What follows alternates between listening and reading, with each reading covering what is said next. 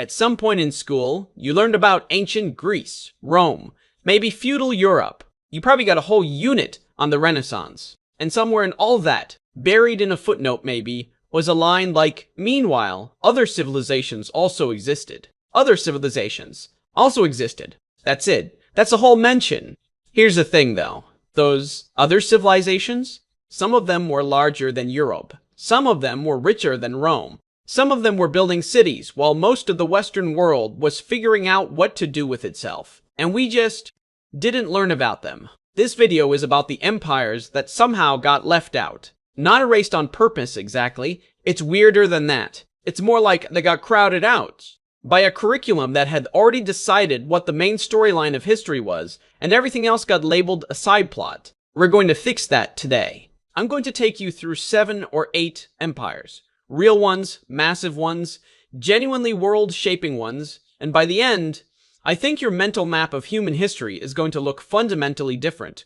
Not because I'm going to tell you teachers lied to you, but because the pattern, once you see it, is kind of hard to unsee. Let's go.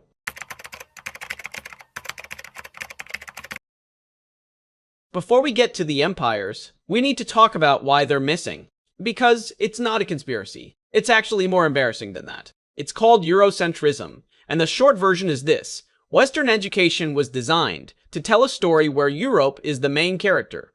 Every other civilization gets introduced only when it bumps into Europe. And if it never bumped into Europe, it basically didn't happen. There's also something called the written record bias. Western historians privileged written archives. So civilizations that kept detailed oral traditions, entire cultures with centuries of preserved knowledge, got dismissed as ahistorical. No paper, no history. That was literally the logic. And here's the kicker. It's not that the information was missing. Scholars knew about these empires. There are manuscripts, ruins, records. The information existed, it just wasn't considered worth teaching. That's the part that should make you a little irritated. Okay, with that said, let's talk about what we actually missed.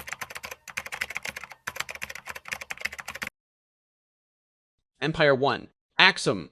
Here's a fact that kind of broke my brain a little when I first encountered it. The ancient world had 4 major powers. 4 civilizations considered the great powers of their time. Rome, Persia, China. And the 4th one was in northeastern Africa.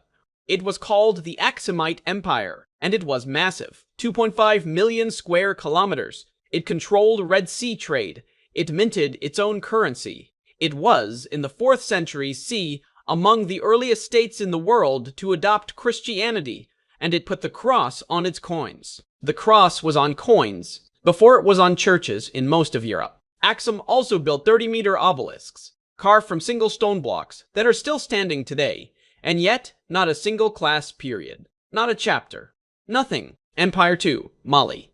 Okay, so you've probably heard of Mansa Musa. He went on a pilgrimage to Mecca in 1324 and was so wealthy that his spending literally crashed Mediterranean gold prices for a decade. That guy. He was emperor of the Mali Empire, which, at its peak, controlled somewhere between 1.3 and 1.9 million square kilometers and supplied nearly half of the old world's gold. Half of the world's gold.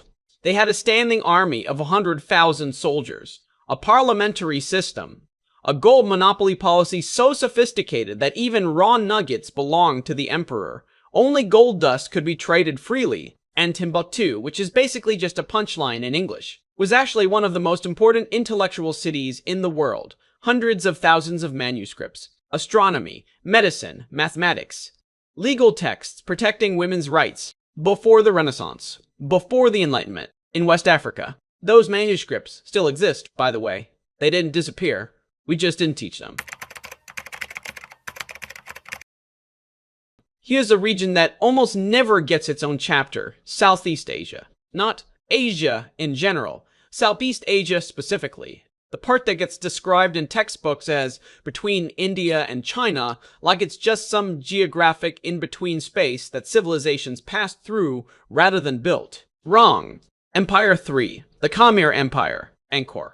You've seen the photos. Angkor Wat, jungle-covered temples, very dramatic. But here's what you were probably not told. This wasn't just a cool temple. Angkor was the center of what may have been the largest pre-industrial urban civilization on Earth. At its peak in the 12th century, The Khmer Empire covered nearly 1 million square kilometers. And what supported all those people? Hydraulic engineering so advanced that it's still being studied today? Giant reservoirs, canal networks, precision water control systems. And then this is the part that sounds like science fiction. Modern LiDAR scans revealed entire hidden cities, buried under the jungle canopy. Cities that nobody knew existed, just sitting there, under the trees. Empire 4. Majapahit. This one is a naval empire, which is part of why it gets overlooked. Land empires are easier to put on maps. But Majapahit controlled most of the Indonesian archipelago, had a massive multi-ethnic navy, and was using gunpowder artillery, swivel cannons, in naval combat. They were trading with Ming China and India simultaneously. Their prime minister's loyalty oath, the Palapa Oath, still shapes Indonesian national identity today, in 2024, from a 14th century empire. That's how deep this went. And we got nothing. Let me just take a second here. We're halfway through, and I want to point something out. Every single empire we've covered so far existed at the same time as things you learned about in school. When Europe was in the so-called Dark Ages, Angkor was building megacities. While feudal armies were fighting over scraps in Europe, Mali fielded 100,000 troops. The picture you were given of the world, of who mattered and when, was incomplete in a way that kind of matters. Okay, back in. Empire 5. The Chola Dynasty. South India, 9th to 13th century. The Cholas built a naval empire so powerful that the Bay of Bengal effectively became a Cholo lake. In 1025, they launched a naval invasion of Srivijaya, modern-day Sumatra, captured its king, broke a trade monopoly, and expanded Tamil merchant networks across Southeast Asia. That's cultural globalization. Before globalization was a word. Empire 6. Vijayanagara. The capital city was called Hampi. European travelers who visited in the 1500s described it as one of the richest cities on Earth. It reportedly rivaled Rome in size and population, up to 25 million people under its territory. They had diamond mines, massive spice exports, advanced hydraulic irrigation, and the Vaitala Temple, which has musical pillars that produce different tones when struck, a 14th century acoustic engineering flex. Also, flourishing female poets, the origin of Carnatic classical music, an advanced taxation system, and barely a footnote in any Western curriculum. Empire 7. Kushan. Quick one, but important. The Kushan Empire, roughly 35 to 319 CE, is what historians call a hinge empire. It physically connected Central Asia, India, and the Roman world. Its coins blended Greek, Persian, and Indian iconography on the same face. It was one of the major forces spreading Buddhism across Eurasia. It's the kind of empire that makes you realize the ancient world was networked in ways we're rarely taught. Trade routes, shared culture, ideas moving across continents. But because Kushan doesn't fit neatly into any one region's story, it gets left out of all of them. Okay, here's the thing I want you to actually take away from this. It's not that Western history is fake or that your teachers were lying to you. It's something more structural than that, and honestly, more interesting. For most of human history, civilization was multi-centered. Africa, South Asia, Southeast Asia. These weren't backwaters waiting to be discovered. They were centers of trade, of learning, of military power, of art. The world wasn't dominated by one region for most of its existence. Western dominance, specifically European and later American global power, is a recent development, like 400 years out of 5,000. That's less than 10% of recorded civilization. But because we learn history backwards from now, we treat that recent dominance as the inevitable destination. Like, of course it was heading here, like everyone else was just warming up. They weren't warming up. They were already running. We just never got introduced.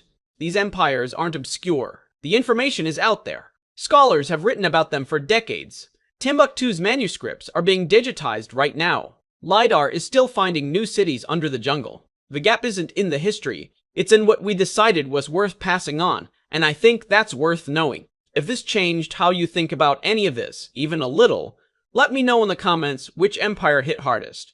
My answer's Aksum, personally. A four-way tie for world power in the ancient world, and we just didn't mention it. Wild. Subscribe if you want more of this. I'm going deep on the empires, trade networks, and overlooked histories that got crowded out of the curriculum. I'll see you in the next one.